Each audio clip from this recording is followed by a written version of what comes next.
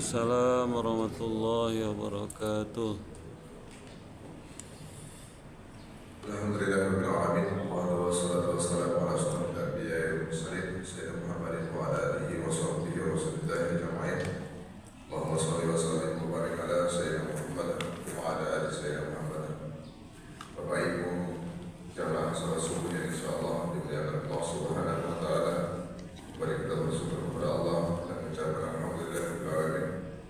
Karena Allah masih berikan kepada kita kesehatan, berikut juga dengan kesempatan sehingga kita dapat melakukan kegiatan dan kegiatan dari tempat masing-masing untuk Allah yang sangat mulia ini.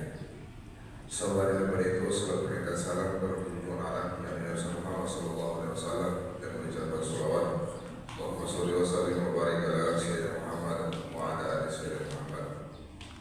Yang saya kita hormati, yang saya kita muliakan, tentunya para guru kita, tentunya Habib As-Sagaf dan SMA dan Abdul Rahman As-Sagaf, tentunya alhamdulillah di tengah-tengah kesibukan beliau dan bisa hadir di tengah-tengah kita bersilaturahmi. Kita doakan semoga Tuhan guru kita sehat selalu serta selalu dalam lindungan dari Allah Subhanahu wa taala. Amin amin ya rabbal alamin. Yang kami hormati segenap pengurus Masjid Mujahidin yang tidak bisa bersebutkan satu persatu, yang insya Allah tidak mengurangi rasa hormat alim kami, para ustadz, para ustazah, para kiai, imam masjid, tokoh masyarakat, tokoh adat, tokoh agama yang tidak bisa bersebutkan satu persatu, yang insya Allah tidak mengurangi rasa hormat alim kami, tentunya yang kami muliakan dan yang kami banggakan, segenap para jamaah, bapak-bapak, ibu-ibu yang hadir pada pagi subuh hari yang berbahagia ini. Sama-sama kita satu doa kepada Allah Subhanahu wa taala. Semoga kita yang berada dalam majelis ilmu ini mendapatkan ridho dan ampun dari Allah Subhanahu wa taala. Amin amin ya rabbal alamin. Bapak Ibu yang mulia, insyaallah dimuliakan Allah Subhanahu wa taala. Ilmu karam dan guru kita yang berada di tengah-tengah saat kita saat ini, yaitu Al-Habib As-Sagaf SMA. Beliau ini Bapak Ibu merupakan salah satu ulama dai internasional yang berasal dari kota Jakarta. Tentunya di samping itu juga beliau merupakan pembina pesantren Modern Tahfiz Ar-Rahmah di Tangerang dan juga pembina Majelis Fatimah Karimah dan juga tentunya pengajar bulanan tetap di Mabes Polri dan KPK. Samping itu juga wajah beliau tidak asing lagi bagi kita karena dakwah beliau sudah lama buana.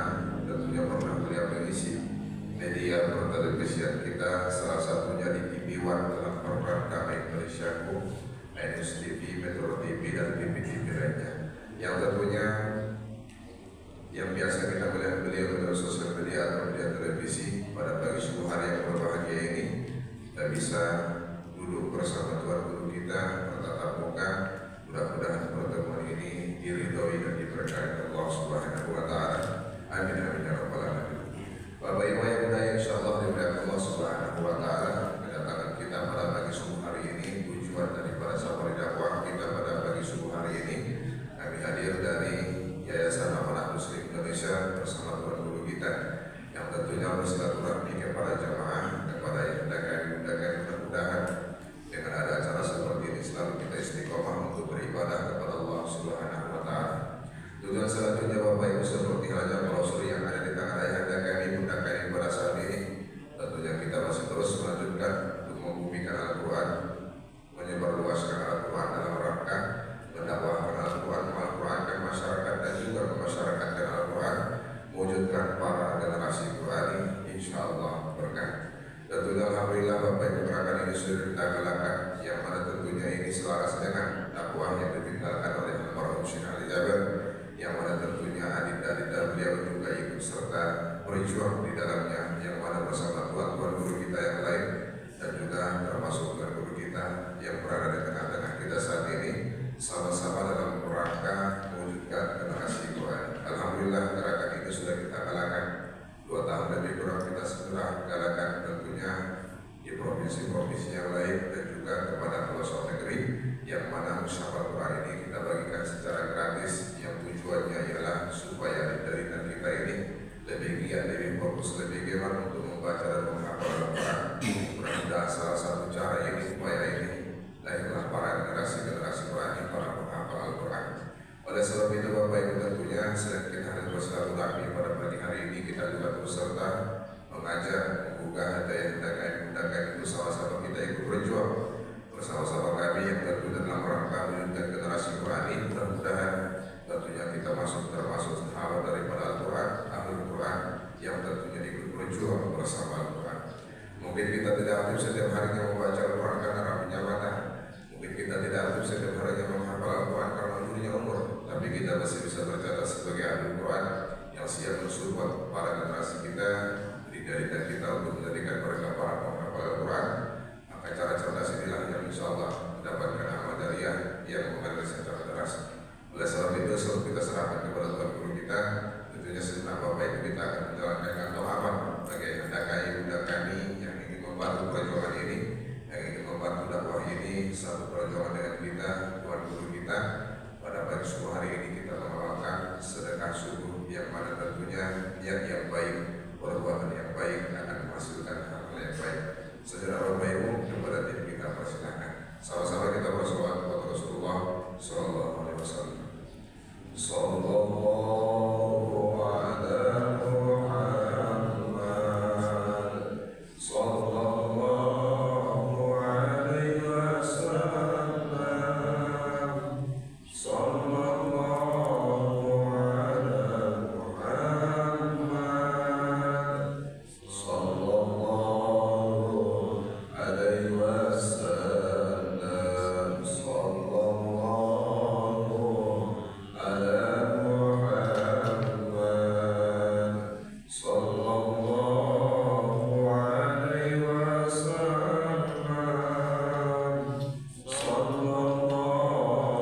Muhammad, sallallahu alaihi wasallam. Terima kasih kepada Bapak Ibu yang mudah-mudahan ini menjadi saksi baik kita kepada Allah Subhanahu wa taala. Untuk mengambil keberkahan dari Allah Subhanahu wa taala, kita buka acara kita ini mengucapkan basmalah. Bismillahirrahmanirrahim. Langsung kita serahkan kepada Bapak Guru kita, kepada Bapak Guru kita, waktu dan tempat dipersilakan.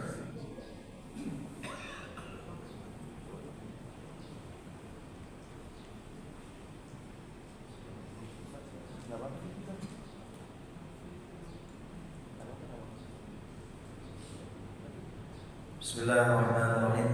Assalamualaikum warahmatullahi wabarakatuh. Waalaikumsalam warahmatullahi wabarakatuh.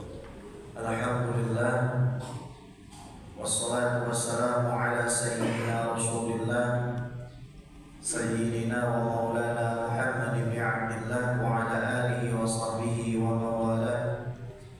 Wa la hawla wa la quwwata illa billah. Amma ba'd.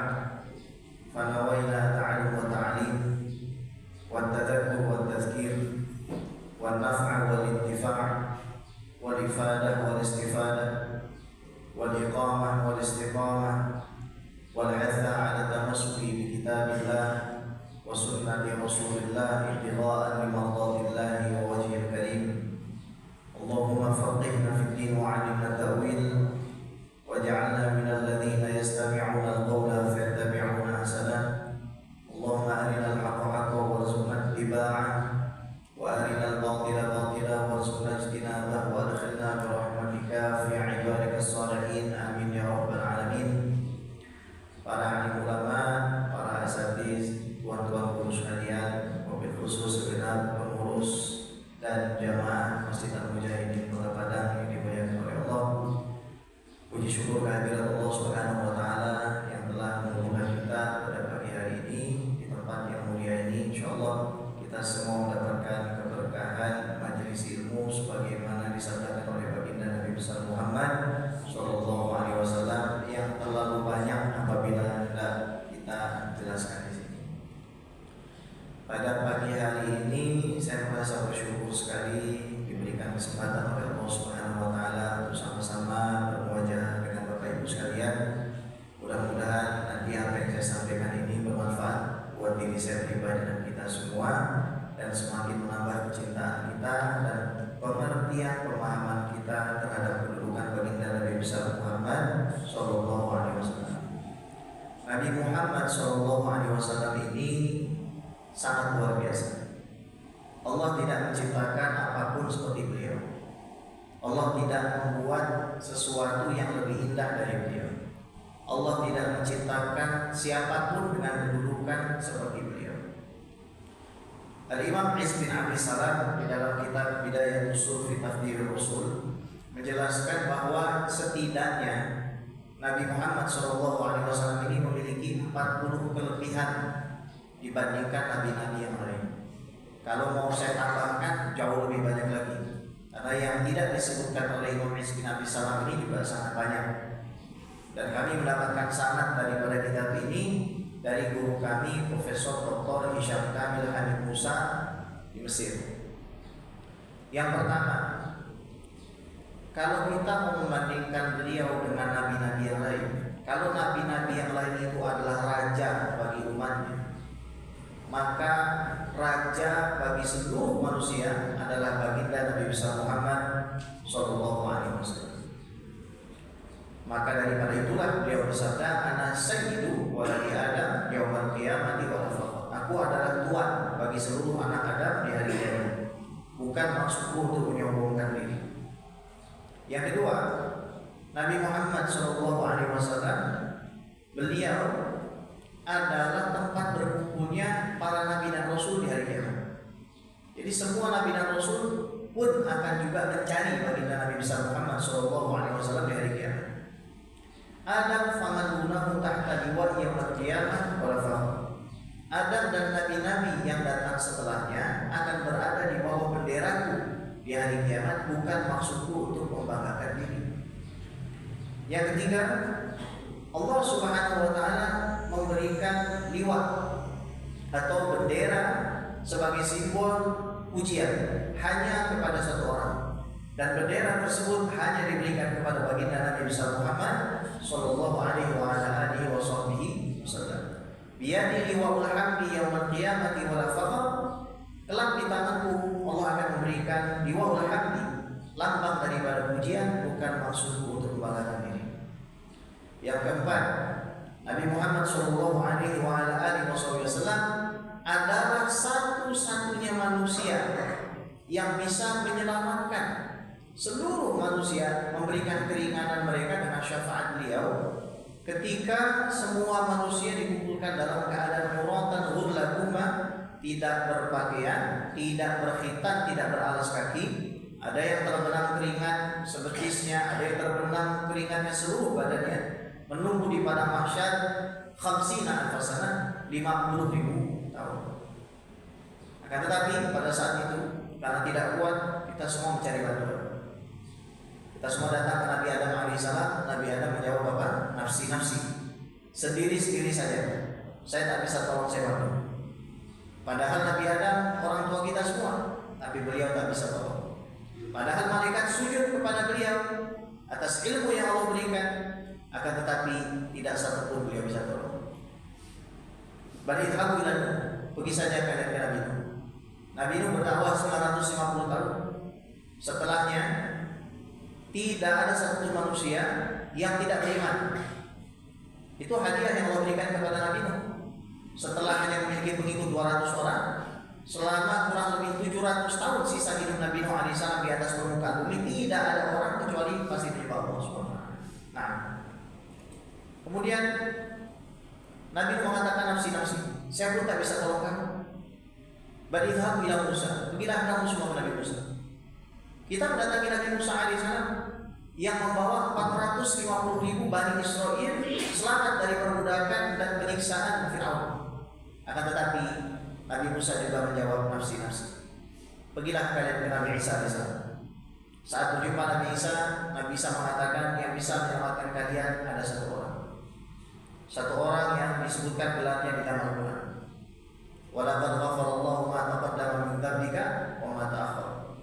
Liyaghfira lakallahu ma taqaddama min dzambika wa ma ta'akhkhar. Kalau yang saya baca tadi walaqad itu hadisnya Siti Aisyah.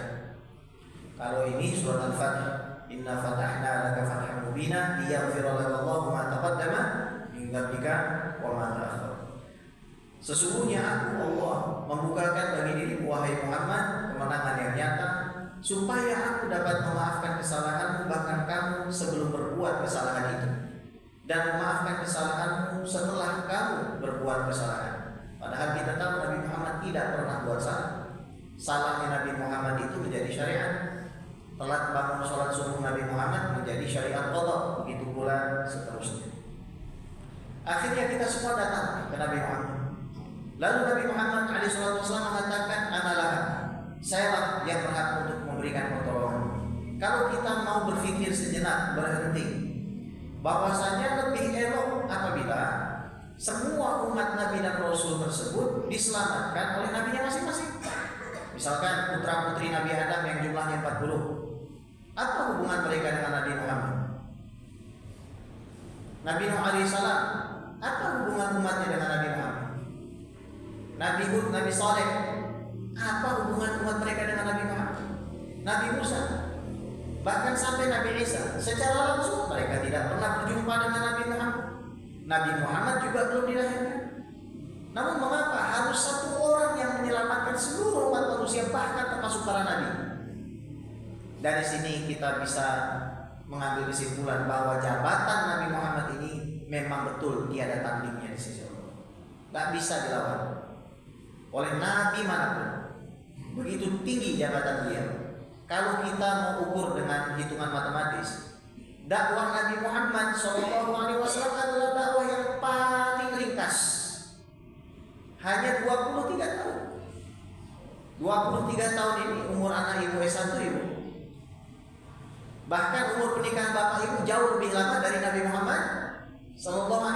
Nabi Muhammad hanya 23 tahun saja. Tapi kenapa? Tidak ada orang boleh masuk ke surga sebelum beliau.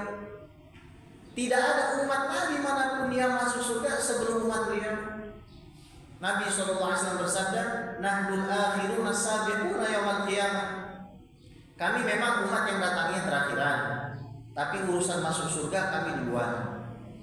Gaji full time, kerjaan part time. Nah, itu Nabi Muhammad itu. Kerjanya sebentar, gajinya full. Sementara nabi-nabi yang lain kerjanya full, gajinya separuh. Shallallahu alaihi Nabi Muhammad. Nabi Muhammad ini sangat luar biasa.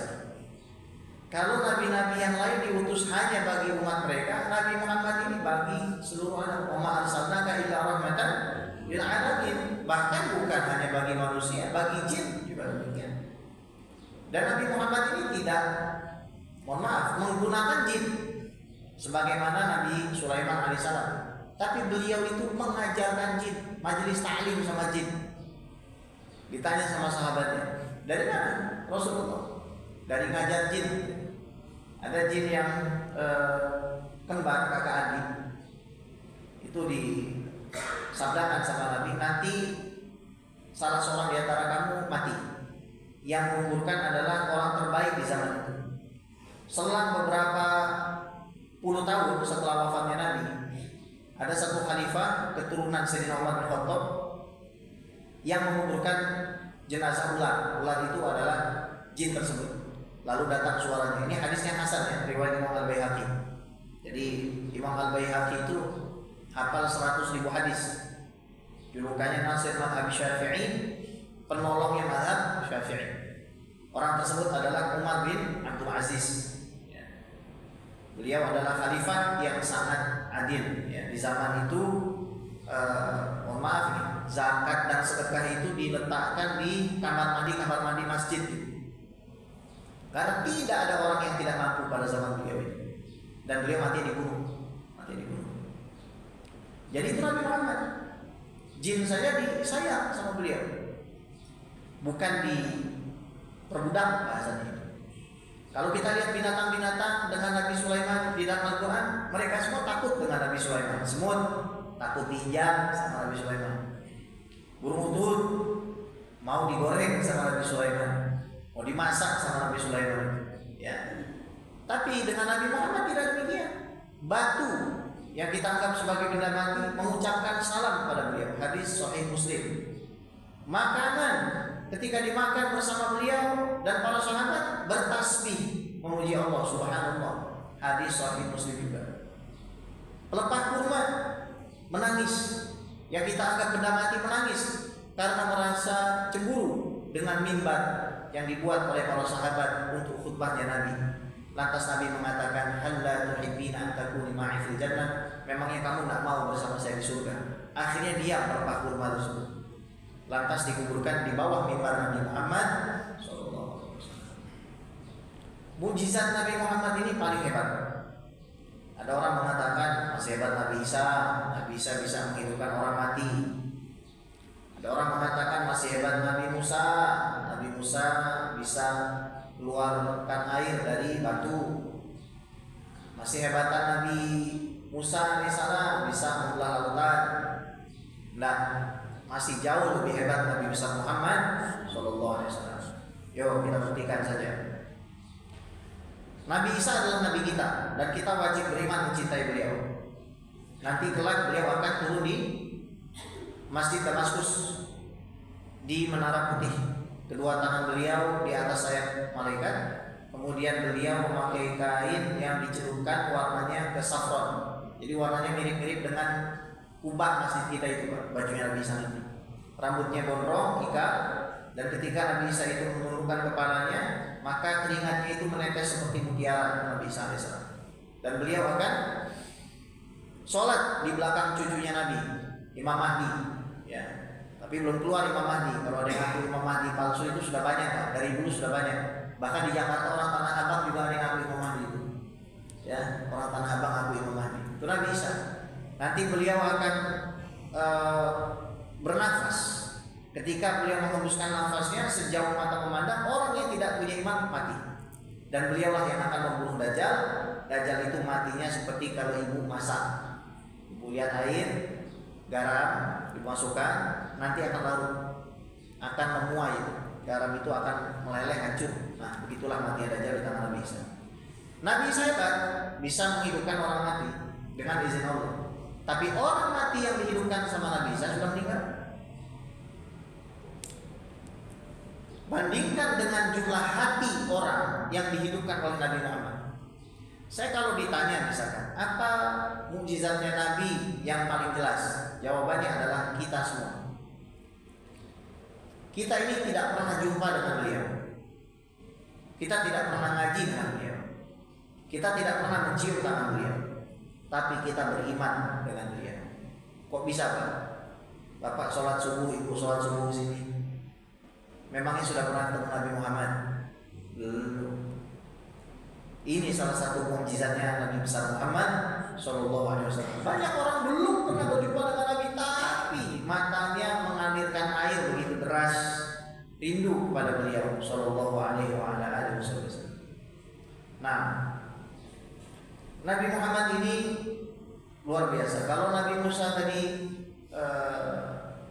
Fakul nadrib bi'asaka hajar, memukulkan tongkat ke batu sehingga keluar 12 mata air. Nabi Muhammad tidak perlu memukulkan tongkat, Bapak Ibu. Sahabat-sahabat itu kalau sudah haus, maka Nabi meminta untuk didatangkan ember dan mengeluarkan air langsung dari jari jemari beliau. Maka para ulama sepakat air yang paling mulia bukan air Zam-Zam, bukan telaga Al-Kautsar, tapi air yang keluar dari jari Nabi Muhammad Sallallahu Alaihi Wasallam itu adalah air yang paling istimewa dan paling mulia. Nabi Muhammad ini jabatannya sangat tinggi. Ketika Nabi Musa alaihissalam menerima wahyu, Nabi Musa alaihissalam diminta untuk mencopot kedua sendalnya, padahal di Bukit Tursina. Di sini ada Ustaz Akmal, saya tidak tahu Ustaz Akmal sudah pernah ke Tursina belum, Ustaz? Ya, saya naik ke atas itu ada gereja di atas itu. Jadi Nabi Musa ketika datang ke situ disuruh copot sendal. Nabi Muhammad ketika masuk ke dalam surga, tidak ada malaikat yang berani yang suruh beliau copot sandal. Bahkan ketika berjumpa bihadratillah, Allah tidak berfisik, tidak bertempat. Ketika Nabi Shallallahu Alaihi Wasallam itu naik ke Sidratul Muntaha, malaikat Jibril tidak bisa lewat, sandal Nabi Muhammad pun lewat. Artinya sandal Nabi Muhammad itu dalam posisinya lebih tinggi daripada malaikat dan para nabi. Semata-mata karena melekat kepada tubuh kekasih Allah Nabi besar Muhammad Sallallahu Alaihi Wasallam. Kemudian bagaimana fisik Nabi? Kalau Bapak Ibu mau tahu bola matanya seperti apa, alis alisnya seperti apa, hidungnya seperti apa, bibirnya seperti apa, giginya seperti apa, perut beliau seperti apa, kulitnya warnanya apa, baju kesukaan beliau apa, buah kesukaannya apa, minuman kesukaannya apa, minyak wangi kesukaannya seperti apa, imamahnya warnanya apa, cara jalannya bagaimana, cara tidurnya bagaimana. Belilah kitab Asy-Syama'il Al-Muhammadiyah karangan Abu Isa At-Tirmidzi, Imam Tirmidzi, pengarang Sunan Tirmidzi, murid daripada Imam Muslim bin Hajjaj. Ini fisik yang sangat sempurna yang kalau mau saya jelaskan ini panjang luar biasa.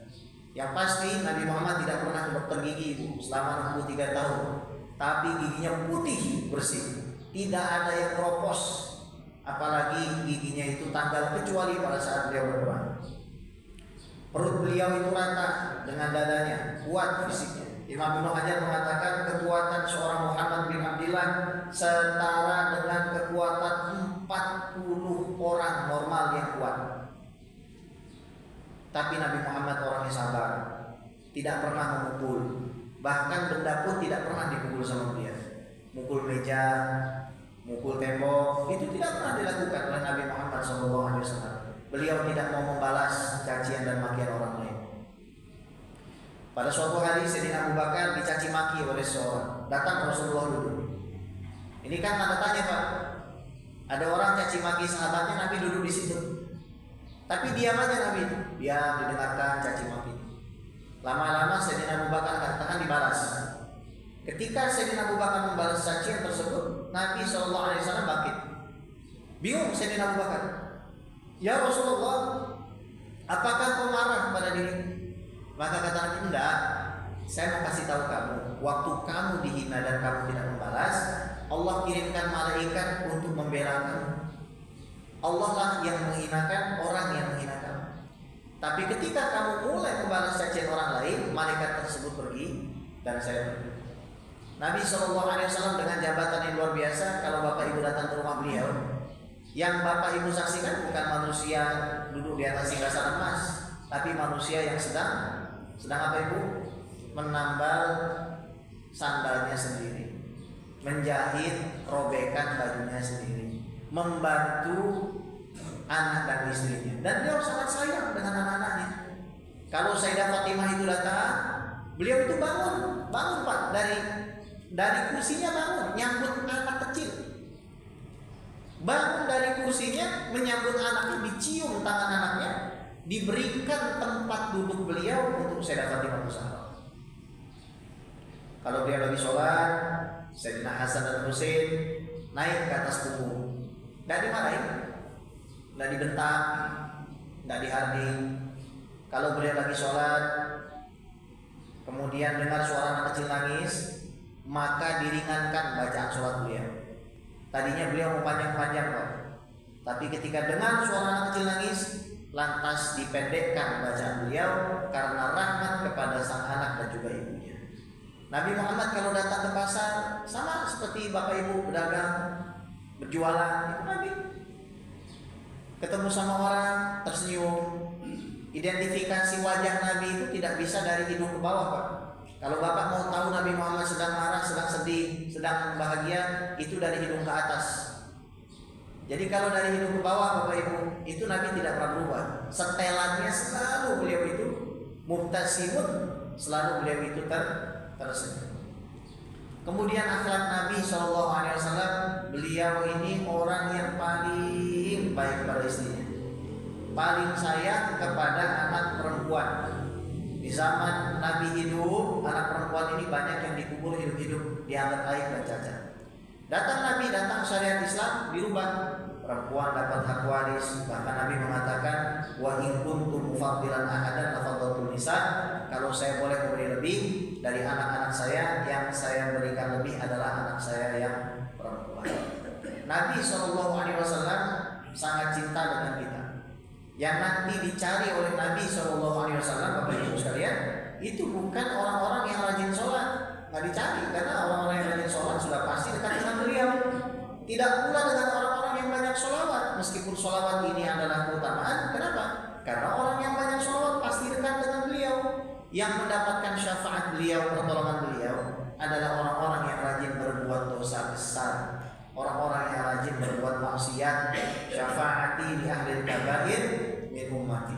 Orang-orang yang berhak untuk mendapatkan pertolonganku adalah mereka yang sering menyakiti hati beliau.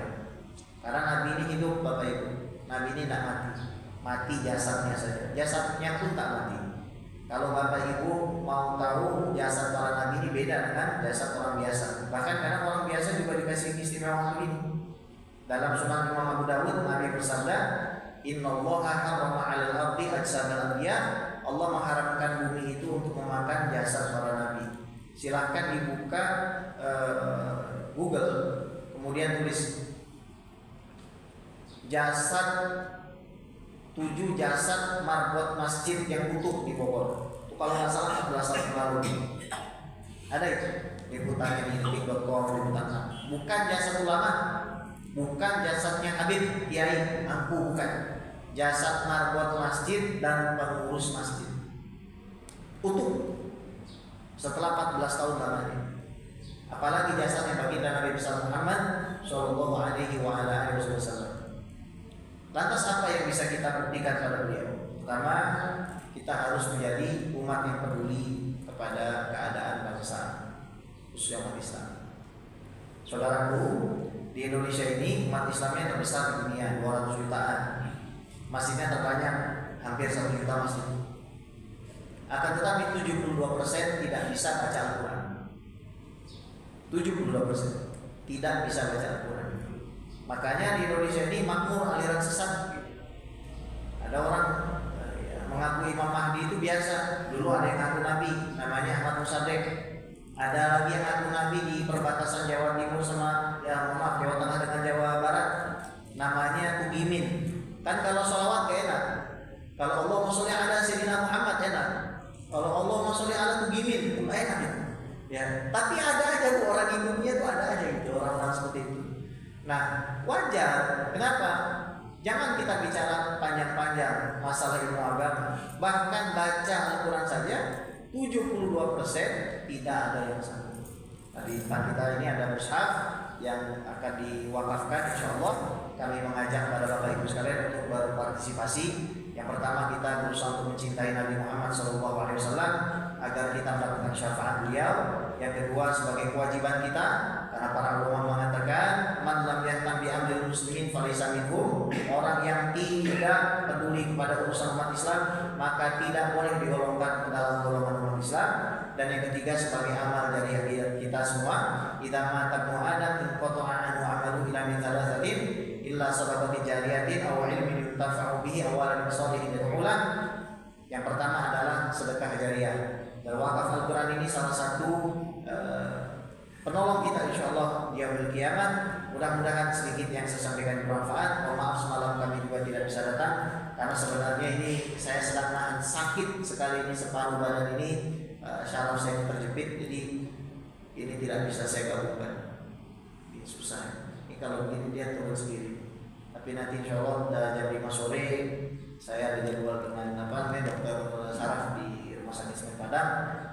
Tapi saya semangat insyaallah datang ke masjid ini, mudah-mudahan menjadi istiswa penyembuh bagi saya pribadi dan bagi kita semua. Astagfirullah, saya titipkan kepada Ibu semua kepada Allah. Assalamualaikum warahmatullahi taala wabarakatuh. Waalaikumsalam warahmatullahi wabarakatuh. Masya Allah, terima kasih kita sampaikan kepada Tuhan Guru kita telah menyampaikan ceramah agama sekaligus motivasi bagi kita semua. Mudah-mudahan dapat kita amalkan dalam kehidupan kita sehari-hari.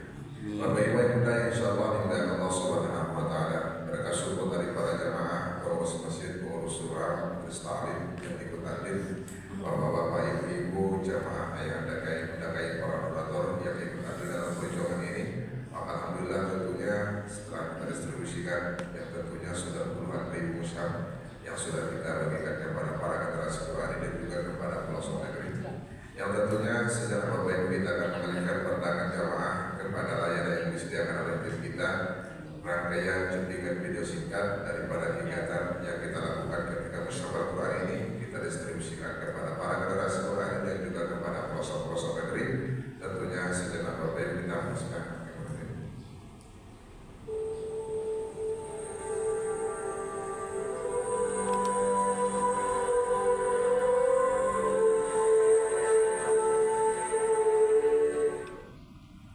sudut-sudut pelosok negeri ini masih banyak santri yang belajar dan menghafal Al-Quran dengan mushaf busuk serta halaman yang robek. Namun dengan wajah polos dan hati penuh cahaya, mereka tetap duduk bersila dan memberikan ayat-ayat suci dengan semangat yang tak pernah padam. Mereka bercita-cita menjadi imam Al-Quran, bahkan menghafal 30 juz. Tapi seringkali semangat itu terbentuk keterbatasan mushaf. Di beberapa pesantren dan rumah tahfiz, satu mushaf dipakai bergantian, sementara santri lain masih menanti. Bayangkan betapa besar harapan mereka ketika sebuah mushaf baru hadir di tangan. Bagi mereka, mushaf bukan sekedar buku, tetapi cahaya penuntun hidup yang dekat menuju surga Allah. Melalui program Siwak, Sinergi Indonesia Wakaf Al-Quran Santri, kami hadir bersama para ulama dan orang-orang baik di seluruh Indonesia, bergandengan tangan menyediakan mushaf-mushaf Al-Quran hingga ke pelosok negeri demi melahirkan generasi Qurani untuk masa depan negeri. Alhamdulillah, dengan izin Allah serta dukungan umat, hingga hari ini ribuan mushaf Al-Quran telah tersalurkan secara gratis kepada ratusan sekolah Islam, pondok pesantren, rumah tahfiz dan rumah Quran di berbagai pelosok Indonesia. Inilah amal jariah yang tak akan pernah putus selama ayat-ayat dibaca, selama badan ibu terjaga, pahala akan terus mengalir hingga hari kiamat nanti. Semoga Allah menghidupkan hati kita agar selalu dekat dengan kalamnya Allah. Amin ya rabbal alamin.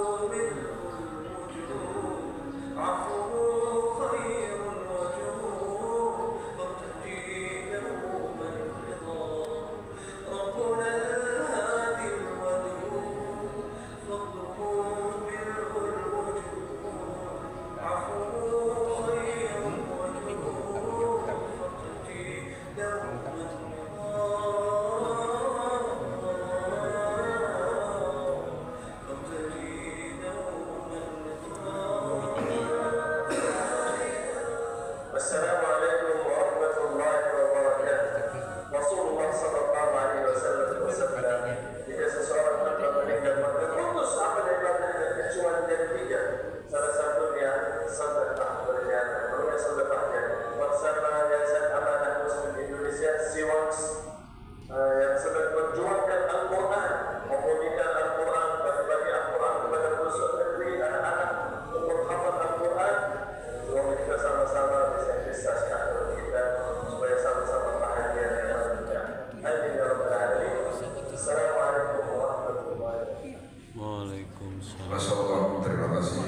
Tentunya inilah Bapak Ibu yang kita lakukan dan kita distribusikan dalam rangka memberikan Al-Quran dan memperluaskan Al-Quran. Yang mana ini tentunya Bapak Ibu, ketika kita sampai dakwah, kita juga terus serta menghimpun daripada jamaah yang mana tentunya itu serta dalam kurikulum yang sangat mulia.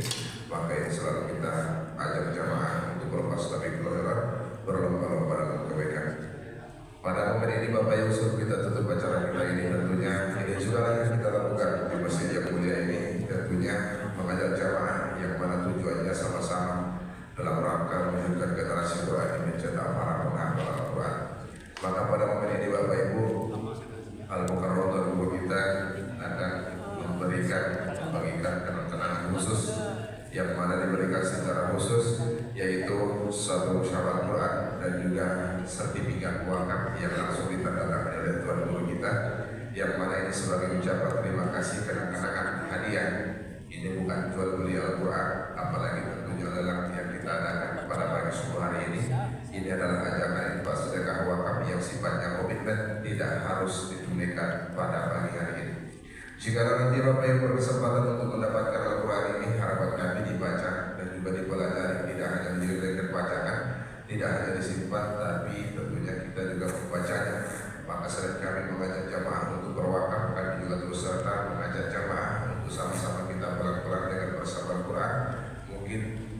Di masa-masa yang lalu tentunya kita jauh daripada Al-Quran. Di sisa-sisa umur yang ada tentunya kita dekat bersama Al-Quran. InsyaAllah berkah.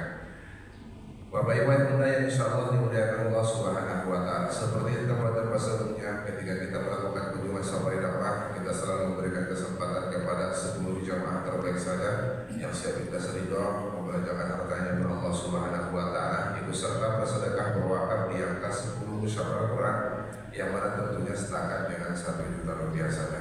1 juta rupiah ini Bapak Ibu bukan daripada harga Al-Quran. 1 juta rupiah ini sudah termasuk daripada pembelian musyafah Al-Quran dan juga pembinaan dan juga pendistribusian pengantaran seperti video yang sudah sama-sama kita saksikan.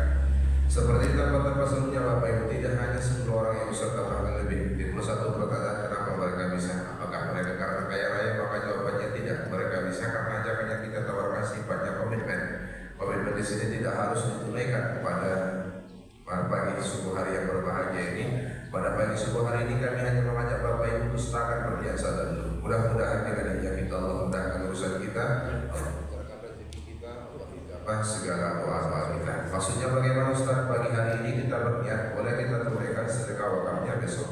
Pada pagi hari ini kita berniat, boleh kita tunaikan untuk besok. Pada pagi hari ini kita berniat, boleh kita tunaikan bulan besok. Pada pagi hari ini kita berniat tidak harus sekali tunaikan Bapak Ibu, tidak bisa secara bertahap. Mau 1 kali, 2 kali, 3 kali dan seterusnya. Mau 1 bulan, 2 bulan, 3 bulan dan seterusnya. InsyaAllah berkah. Ustaz, kami ikut serta tentunya ikut serta berwakaf di angka 10 musyafah Al-Quran, yang mana tentunya kami niatkan untuk almarhum orang tua kami. Bisa nggak kami mulai di bulan depan atau 5 bulan atau bahkan 10 bulan? Tentunya kami ikut serta untuk berwakaf di angka 10 musyafah Al-Quran. Maka jawabannya bisa Bapak Ibu. Ustaz, kami ikut serta tentunya berwakaf, tentunya ikut serta berjuang bersama Al-Quran. Ketika kami ikut serta, tentunya kami mulai di bulan depan. Bulan depannya ada, bulan berikutnya tak ada, bulan berikutnya ada. Tapi kami ikut tapi tak continue. Tapi insya Allah ketika kita punya rezeki, di situ kita tunaikan. Bisa atau tidak Ustaz? Maka jawabannya bisa Bapak Ibu. Ustaz, kami ikut gerakan sedekah subuh, yang mana setiap subuhnya kita tunaikan 5.000 per subuh, 5.000 per subuh. Kita tengok di akhir bulan, di pertengahan bulan dapat 100.000, dapat 150. Kami ikut yang 10 musyafah Al-Quran, yang mana kami tunaikan secara bertahap. Boleh atau tidak Ustaz? Maka jawabannya boleh Bapak Ibu. Ustaz, kami ikut serta pada perjuangan ini, tentunya ikut serta berjuang bersama Al-Quran. Ketika kami ikut serta, tentunya kami berniat pada hari ini 10 musyafah Al-Quran, belum selesai niat hajat kami tunaikan Ustaz. Tiba-tiba kami dipanggil Allah Subhanahu wa Ta'ala. Pertanyaannya, apakah kami tergolong orang-orang yang berhutang? Maka jawabannya tidak Bapak Ibu. Di sini kita tidak mengajak Bapak Ibu untuk berhutang. Di sini bukan konteks jual beli, apalagi tentunya lelang. Tentunya adalah ajakan infak sedekah wakaf yang sifatnya komitmen, tidak ada paksaan. Bagi jamaah yang ikut serta, tawaran ini adalah tawaran kebaikan, tawaran amal jariah yang tujuannya berpastari khairat, berlomba-lomba dalam kebaikan. Inilah alasannya Bapak Ibu kenapa di tempat-tempat sebelumnya tidak hanya 10 orang yang peserta bahkan lebih, karena ajakan yang kita tawarkan sifatnya komitmen. Tentunya Bapak Ibu, Al-Quran yang kita distribusikan, yang kita bagikan seperti yang kami pegang di depan, itu tentunya sudah berlabel atas nama Yayasan Amanah Muslim Indonesia, dan juga tentunya di belakang sampulnya ada tulisan Yayasan Amanah Muslim Indonesia. Yang lebih luar biasanya Bapak Ibu, itu di halaman awal, di kolom awalnya, bukan di musyafah, di kolom awal pertama sebelum surah Al-Fatihah, maka kita tuliskan nama pewakaf, tanggal berwakaf, doanya hajatnya kepada siapa. Maka Al-Quran adalah Bapak Ibu yang kita bagikan. Artinya ini Al-Quran daripada jemaah yang dititipkan daripada Yayasan Muslim Indonesia tentunya, dan juga yang kita distribusikan kepada para generasi ini. Maka inilah Bapak Ibu Al-Quran daripada jemaah. Maka sebelum mereka membaca dan menghafal Al-Quran, mereka mendoakan orang yang mewafatkan terlebih dahulu, insya Allah berkah. Caranya bagaimana? Cukup simpel Bapak Ibu. Ketika hati itu tergerak, jiwa itu terpanggil, silahkan angkat tangan maju ke depan. Kemudian membaca tanda daripada para guru kita. Setelah itu nanti akan ada tim kita mencatatkan nama, nomor HP, dan akan kita berikan kartu komitmen yang di dalamnya ada nomor rekening dari yayasan kita. Setelah itu boleh kita tunaikan, mau sekali sebulan, sekali 2 bulan, secara bertahap. Tidak harus sekali tunaikan, mau 1 kali, 2 kali, 3 kali dan seterusnya. Insya Allah berkah. Mau 1 bulan, 2 bulan, 3 bulan dan seterusnya, insya Allah berkah. Dan mengucapkan Bismillahirrahmanirrahim, kita berikan, kita ajak jamaah yang mana tahu ada di masjid yang mulia ini